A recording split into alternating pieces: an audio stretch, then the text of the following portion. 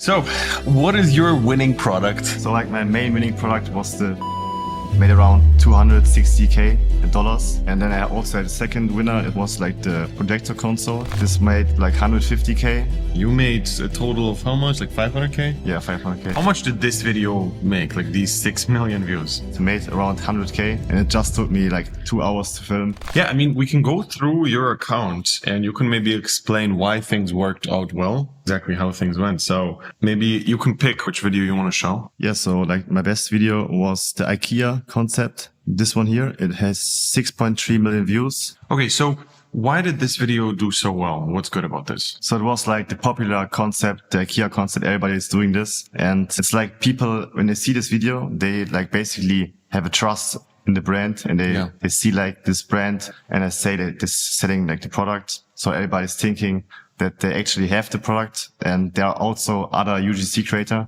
who are actually doing this concept, but they don't sell the product. So people know this concept, but they don't know that I'm selling this product. I see. How much did this video make? Like these 6 million views? This video alone with TikTok, Facebook, YouTube, and also reposting it sometimes made around 100K. That's so alone. crazy. And it just took me like 2 hours to film and drive to IKEA. And I think we can talk about like the controversy and the specific reason why it worked. Obviously, there's a reason behind it. So what is it?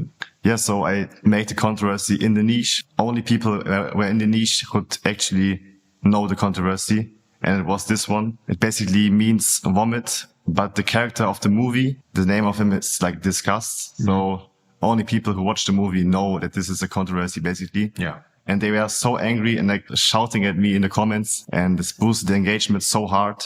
No, yeah, very smart. And then obviously the IKEA thing helped as well. Like just people like you starting with, you have to run to IKEA, but in reality, everybody knows you can't get it in IKEA. What else is interesting about this account? You had this one crazy video, which made over 100K. What else was there to it? Yeah, so for the account, it was very interesting. I had only around 15,000 followers in total on TikTok, Instagram, and YouTube. And it made like 260K. Yeah. So like every video was high converting, up to 10K per million views. And I was running this product since I think like 8 months now. And like I did every content style possible. I also tried my own concepts. So I basically made all the content possible for this product and really did the research in there, because I stopped after 20K because the main account also was stopping in the US. So I thought, okay, it's over now. But I was just doing the showcase stuff, putting the box at the window. And then afterwards, when I did high effort content, or like the gifting stuff and the unwrapping style, I did a lot of more money. And also for Q4, the product was perfect because it's like a gifting product, more for like girl. Also, the price was perfect for Q4, so it crushed. Okay, no, amazing. So you had this one winner, but that was not your only winner. You made a total of how much? Like 500K? Yeah, 500K. Yeah, so $500,000 in what time period? Like a year or something? Yeah, a year and a few months. Yeah, which is pretty cool for your age. How old are you? 20 now. Yeah, so I don't know what it is, but in this whole organic game, younger guys are just crushing it. You made 500K total. Now, profit is around half? Yes, around half. Okay. You have 250K. What was the split in between products? Like how much, you said this one made 250, the other one made how much, and the other one made how much? Yeah, so the main product made like 260, 250K. And then I also had a second winner. It was like the projector console. Yeah. This made like 150K. So I had like around 400K with those big winners. I also ran the projector console in Q4, and this was also like a perfect product for Q4. Also the price, and also for like young kids and everything. Yeah. And then I also had some small winners, which made like 20K, 30K, and this all came up to the 500K. I see. Which one of the products did you get from the newsletter? Like the projector console, I got it from the newsletter. It was sent out and I directly saw this is a winning product because I knew the normal projector was the winner, and like the gaming niche is also like a winning niche. So I just knew this is a winner. Yeah. And I directly ran it in Germany, and all my videos are going viral. I made a lot of call to action videos. They all had like 100K views, 300K views. Yeah, no. So for people who don't know, basically in our advanced program, we have a thing which is called the newsletter, where we literally send you winning products, which is ridiculous. And we sent Stilo one, and he made like hundreds of thousands of dollars with it. So that's that. Now, besides all of this, you also started like a little personal brand, started a YouTube channel. How did that help? Yeah, so YouTube channel, I made like, I don't know, nothing crazy views, but I think like 10K views in total. Yeah. But it's very in the niche, so because the niche is a bit small, the organic niche. So I got a lot of creator from this, also from my Instagram. Yeah. A lot of people are contacting me, asking if they can work with me together. And this helped me a lot to get a lot of creators. How many do you have right now? Right now I have like 20 creators, but like over 150 applications of people wanting to work with me. So you have 20 people working for you. And I was like, we were smoking shisha yesterday, and I was also telling you already, you have to understand the role of a creator. And it's not only being a creator that's a regular employee. I think it's very, very important to understand that you can give them other tasks, and they would love to do that from the perspective of the creator. They look up to you because you're so much better organic than them, right? So from their perspective, they want to build up goodwill. Like, they want to help you as much as possible to become friends with you, to become good with you. And so you will help them eventually as well, right? So you need to understand that, and also understand that you can give them other tasks. Like I was telling you this, if you want to start Facebook ads, you can literally tell them, can you set up the ads manager for me? Can you do this? Can you do that? And most of the times they're actually going to do it if you tell them, all right, you're going to get a percentage of this and this and this. Having 20 people under you, it's a ridiculous amount. It's a super high amount, but it's just not being used correctly. So I think like that's one of the like main leverage points you have, because it's so many real people. Yeah, I started with one guy and I gave him like showed him products and asked him if he can source this. And then he directly, after 1 hour, he had the product sourced. Exactly. And like sourcing products is some of the hardest tasks sometimes. And he's like the beast. He's the best creator. Yeah. And he's like sourcing all the products. So this is actually insane to do this. No, for sure. For sure. Give me your top 3 organic dropshipping hacks. Number 1, I would say, directly, if you have a product on your burner and you see there's a main guy on US, you can directly go to like France, to Germany, to Spain before like trying to compete with him in US. So you directly have the market share in the other countries because like no one is running there in the beginning. So it's directly working. Yeah. And then I would say the second one is if you're actually doing content, I would directly from the beginning do like the high effort content. So don't just always do the same video, always remake the video of the competition. Try to be like the first one doing the insane concepts. I actually did this with the projector console. I was like the first guy with some concepts and like all the ones copying me. So I made what was your main concept? Yeah. So the main one was basically the one with the hooks where someone was drawing a PS5 or like a TV and then the transition to showing and opening the product. Yeah. So as you can see here, there are like multiple videos. This one is, for example, with the hook. This one, like I was looking into like other products and I saw someone was doing this stuff with throwing away. So I just came up to the conclusion. I also have a gaming product. I also know that this is working. So I just tried this out and it directly worked. I directly made multiple hundred of thousands of views. So I was just doing this again and again. And I also like was doing content research, on TikTok. I was searching up projector console and I came across a TikTok shop video where like someone was like doing real life content, walking in a room and then talking to a person. He was playing in the ceiling. So I also did this and also completely worked. And afterwards I saw all the big accounts trying to repeat me and do these videos. There are actually people who made like 5 million views with this concept of the throwing away. So it was actually insane. You don't have to be creative. You have to understand what you can transfer into your product. And I think it's so simple just to see what already went viral. You just take that from another product, put the same concept into yours, and it also will go viral. Like there's 2 places you can steal content ideas from. Number 1 is competitors who don't sell your product, but who sell other products in the same niche. And the second is creators who don't sell anything, but still are in your niche. Like if you just focus on these 2 types of accounts and start copying stuff from there, all of a sudden your stuff is going to blow up because nobody saw that concept combined with your product and all of a sudden it blows up. So this is something like I couldn't agree with that more. And I think it's very underutilized by most people in the beginning. They think, let me just copy from the same product from a competitor, whatever they're doing, it already worked. So I can do it and it's also going to work. Well, maybe, but it's not going to go crazy. As a pioneer, as the first person who's doing it, you always are going to get the biggest market share. And this is also like tying into your point of you can transfer it into another country and then it's a different story. Then you can copy and all of a sudden you're still the first one who's doing it into that like country. So it's fine. Yeah, I also have like a perfect example.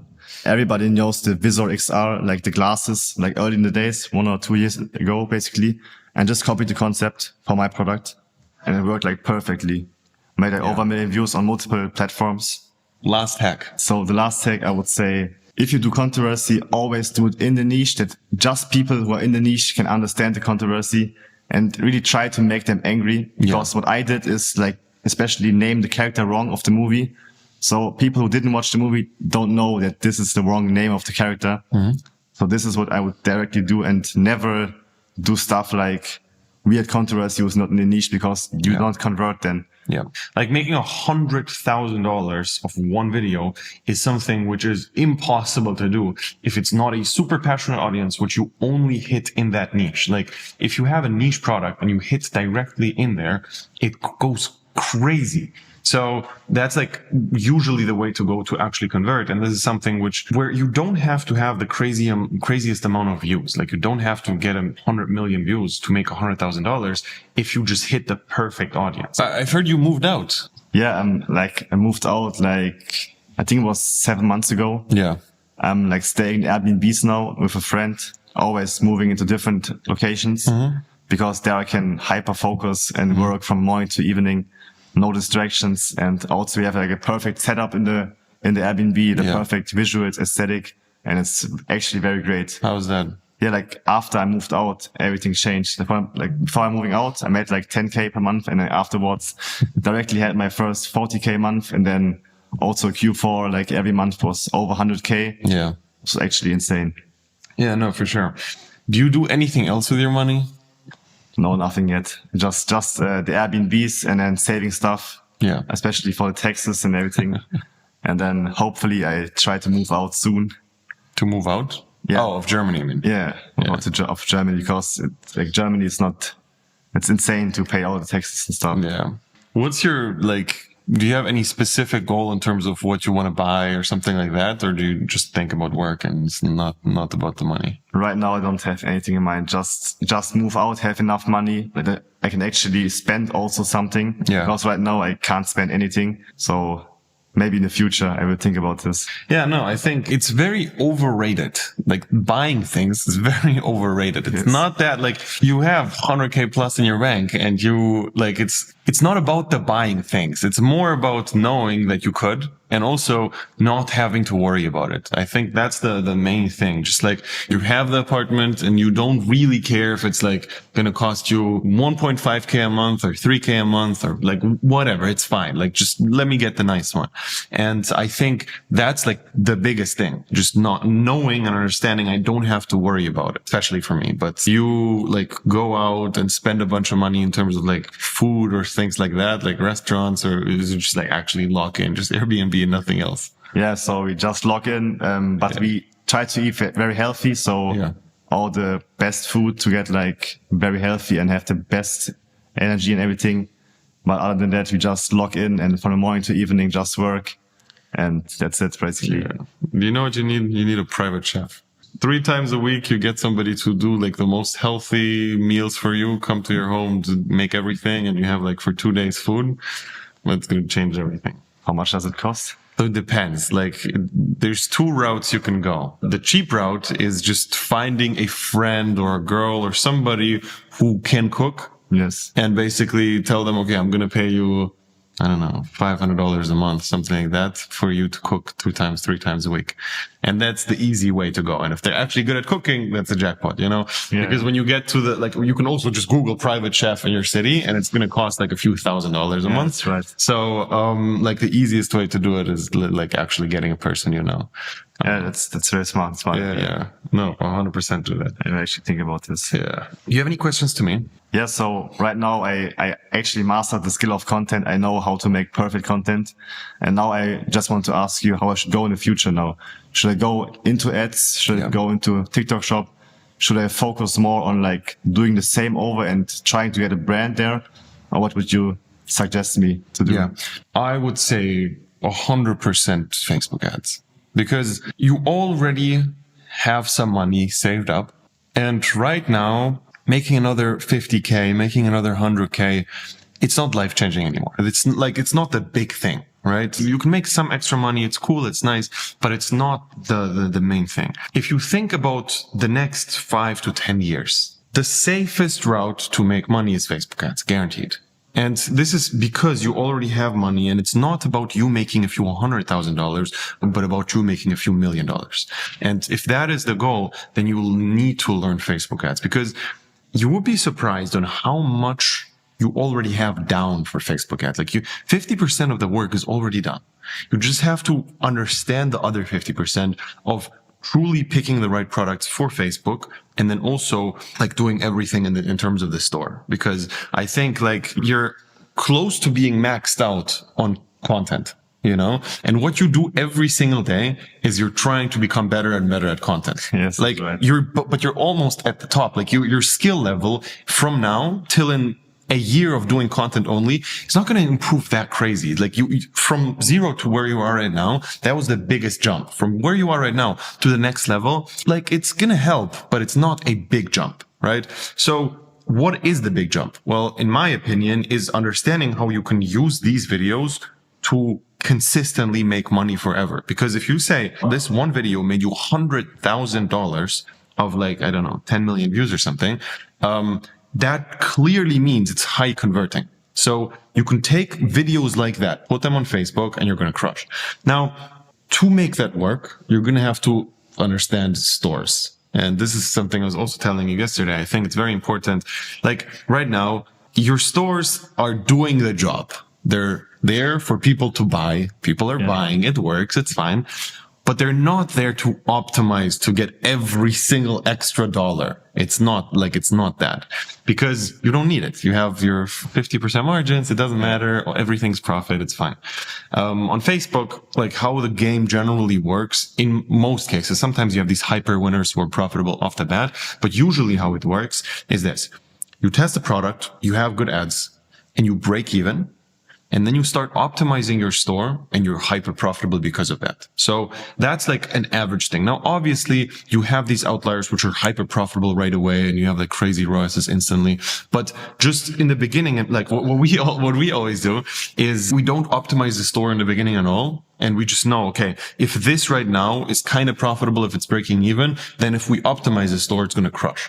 And you can actually get 20 or 30% extra of purely the store stuff. And on Facebook, that matters a lot. It's everything.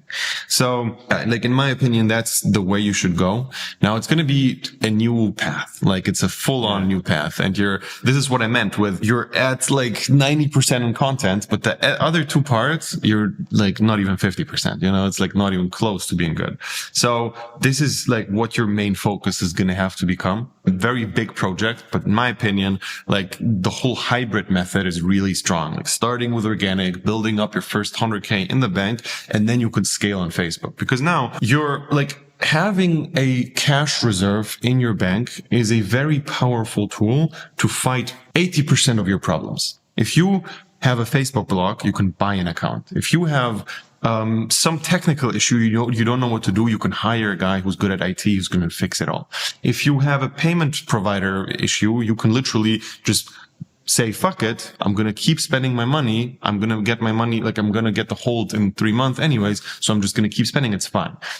Just having at least a saved up 100K in your bank is fixing a lot of your issues, So you're kind of already you have a super strong advantage. And this is why I don't recommend starting with Facebook. If you don't have a lot of money in your bank, it's just risky. It's just risky.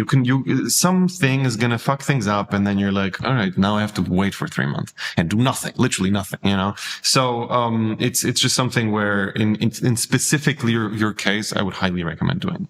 Okay. So you would say use 20 or 30% of the profits or the revenue and just try to test products? Yeah, no, I wouldn't view it that way. I wouldn't put away a budget and look at it that way. I would just take time and effort into making it work, and two parts are going to be in there. Number one is all the technical bullshit, which you're going to have to deal with, understanding how to set up Facebook structures. We can help with all of that, but like setting it up technically is annoying. Okay. Yeah. So I will be you. I would get a person to do it for me, like some creator, some guy, and basically tell them, okay, you're going to get X if you do this. And they basically figure things out for you, That's the first thing. Now, then you have to have a few products in line, which you're going to be able to test. Your products could work. You should test them. Like, it's not a thing where I'm going to tell you, okay, 1,000% it's not going to work. I'm also not going to say the opposite, but it's like, it could work, especially considering how high converting it is in terms of views to sales. This is usually what we're looking for. If your conversions per million views is over like 5K, that's already a very good sign, because that's what you have on Facebook. Like on Facebook, there's no virality. People see the video, and the only thing that matters is how many people buy after they see the video. The virality comes from paying Facebook for people to see the video. So there's no need for that. Okay, but like if I do Facebook ads, if I try this out, then would you say I should do like 3 hours a day, 4 hours a day on this type, and then the rest of the day still organic, and also like starting new products and trying to get the brands working there? Yeah, no, of course. But like, you should do all of that, keeping in mind, you should select products which are good for Facebook as well. And like, this is the long-term play. My point is, you don't need an extra 50K. It's nice, but in reality, you don't need it. Like, you don't, right? That's so right. The only things you need is the big boy moves. And the big boy moves is selecting products which are scalable to a few $1 million. Now, how you do that is, we can talk after this, and I'm going to tell you which extra layered in criteria we can add into your product research to test on organic. And then if it works, then you can transfer to Facebook, and it's chill, So in my opinion, it's not worth your time just testing a product just to test it right now. Like, just testing a decent product, make another 50, 100K. It's not the move. Okay, got it. Yeah. I understand it. Because you got to that point already. This is how you got there, and it's great. But now it's time to level up in terms of the leverage you have. Yeah, because of the new skills. Like organic, I don't get any skills anymore. So I try to get as many skills as possible. Exactly. Especially with Facebook ads. Yeah, 100%. Also, like, would you say generally I should also try to TikTok shop, or? Yeah. So like in your position specifically, you should, just because your creators, your 20 creators are there. Like, they're doing stuff, but they're doing things on a low level thing. Like, they're doing the organic thing which is going to make you less money. And if you have a TikTok shop and all these 20 people are working for the TikTok shop as an affiliate, so specifically because you have 20 creators already, it does make sense to start a TikTok shop. And in my opinion, that's like also the higher leverage move than just starting a random organic product. Mm-hmm. Now, that's more of a side thing. Like, that's just like, you do it once. You shouldn't be the person who constantly is filming and doing everything. It's more for the creators. So later on, we can talk about the other thing where we can send you a bunch of creators as well. But yeah, like, this is generally what you should be doing. But besides this, your experience with us, and just summarizing generally your experience with organic dropshipping, what was the most helpful about the program? Yeah, so generally all the one-on-one calls are like insane. Like, if you don't have any questions anymore, if you have a question, you can just book a call and then they answer everything. And they also help you with the content and everything, give you content ideas, basically. Also, Tristan gave me the idea with the TikTok shop, projector console stuff. And then also, of course, the product selection.